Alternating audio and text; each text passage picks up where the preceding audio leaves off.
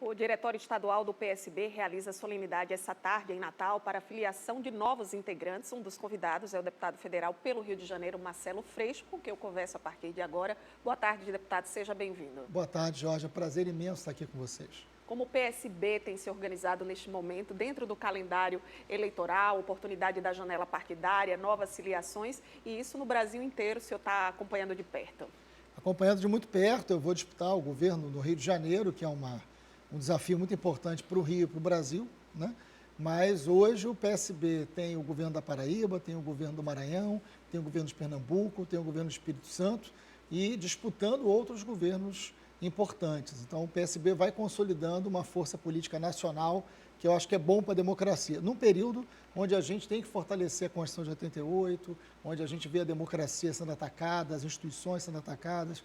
Então é preciso fazer a boa política, é preciso apresentar novos quadros, é preciso estimular as pessoas a fazer o bom debate político e levar ao fortalecimento da democracia. Então, por isso que eu estou aqui, a convite do deputado Rafael, um grande amigo, uma grande liderança política, e a gente vem aqui fortalecer o PSB. Ontem houve a filiação do ex-governador do estado de São Paulo, Geraldo Alckmin, e essa possibilidade de uma aliança com o Partido dos Trabalhadores em nível nacional também.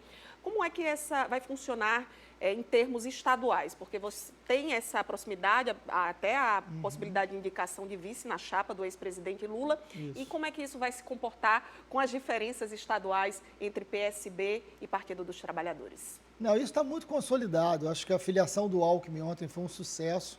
Eu acho que a fala, né, do governador Alckmin foi muito bem colocada, uma fala de responsabilidade, de grandeza. O Brasil hoje não está mais marcado só por uma disputa entre direita e a esquerda. Elas existem, mas a disputa hoje no Rio de Janeiro é entre o século XXI e o século XVIII, representado por Bolsonaro. Eu acho que a disputa hoje é entre civilização, democracia, lei e barbárie do outro lado. Então, nesse sentido, a gente precisa fazer uma aliança ampla, uma aliança de diálogo, de construção, e o Alckmin representa isso. E, sem dúvida alguma, eu acho que Alckmin, como vice do Lula, é uma chapa muito importante para esse momento que o Brasil vem vivendo. E dentro dos estados, não vai haver problema. Eu acho que a gente consegue ajeitar de maneira que a gente precisa salvar o Brasil. Eu acho que a gente precisa dar a vitória a Lula e Alckmin, criar uma governança que não seja mais a ordem do crime, né? A ordem das milícias, a ordem do que o Bolsonaro representa no Brasil, que é um atraso, né, e uma ameaça à democracia, e levar isso aos estados. Lula vai precisar de bons governadores. Lula vai precisar que a gente eleja bons deputados federais para criar no Brasil um pacto republicano que respeita a Constituição de 88 e a gente possa ficar distante do que foram esses 4 anos de Bolsonaro. Mas olhando para esse retrospecto, o Alckmin, filiado historicamente ao PSDB, adotando uma postura muito mais tradicional, de direita, e hoje migrando para o grupo, como explicar para esse eleitor um palanque com a presença de Lula e Alckmin, que foram adversários históricos? Eu acho que é muito fácil explicar e é muito importante a gente falar sobre isso. O Brasil hoje precisa derrotar uma extrema-direita. O Brasil precisa derrotar um projeto que é fascista. Eu venho do Rio de Janeiro, que vocês conhecem bem, né? Bolsonaro também vem do Rio de Janeiro. Bolsonaro representa uma sociedade miliciana, com quem ele sempre se envolveu. Bolsonaro representa uma sociedade armada, uma sociedade que ameaça as instituições, que ameaça o Supremo, que fala em ato institucional número 5, que fala em ditadura, né, que ameaça fechar o Congresso. Essa página a gente precisa virar na história. E, nesse sentido, é muito importante uma aliança do centro com a esquerda para que a gente restabeleça o processo democrático nesse país. Alckmin e Lula disputaram diversas eleições ao longo da década de 90, PSDB de um lado e PT de outro. Não é essa a realidade que a gente vive hoje.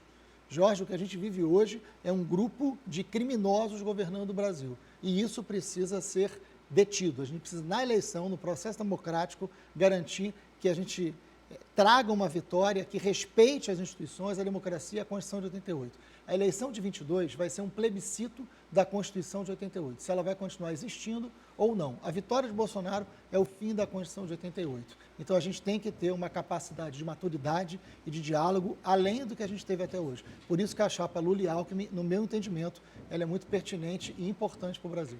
O senhor considera esse processo de abertura de diálogo também com a terceira via, chamada terceira via, tendo a candidatura de Ciro Gomes, por exemplo, do Sérgio Moro, nessa ampla aliança que o senhor tem abordado aqui, ou é uma conversa para o segundo turno?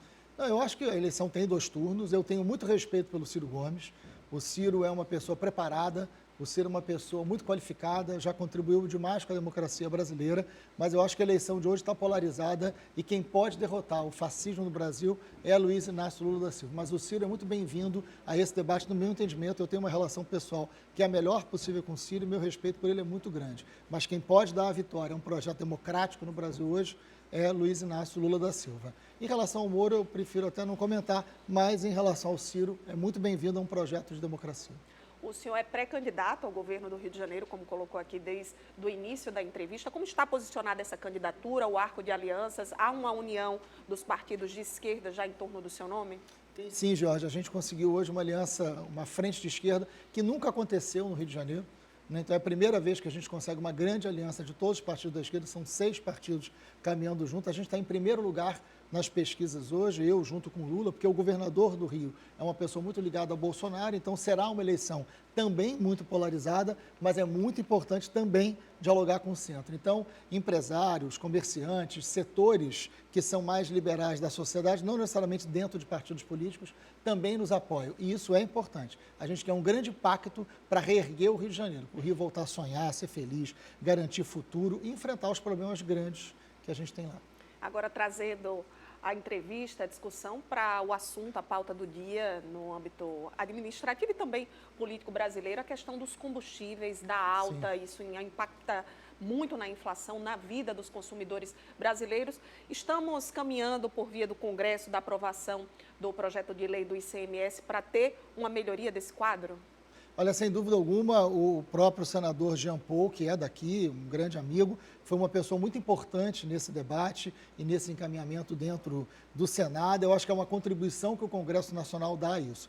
Agora, sem dúvida alguma, a responsabilidade sobre esse preço abusivo do combustível, assim como do gás, é do governo Bolsonaro, que fez a medição dos preços por uma lógica internacional, né? Então, a responsabilidade está no governo federal e eles deveriam consertar isso através do papel que eles atribuíram à Petrobras e quem paga é a população que sofre no dia a dia. Deputado federal Marcelo Freixo, pré-candidato ao governo do Rio de Janeiro, muito obrigada por sua entrevista aqui no Jornal do Dia. Muito obrigado, Jorge. Obrigado pela acolhida. Obrigada, uma boa tarde.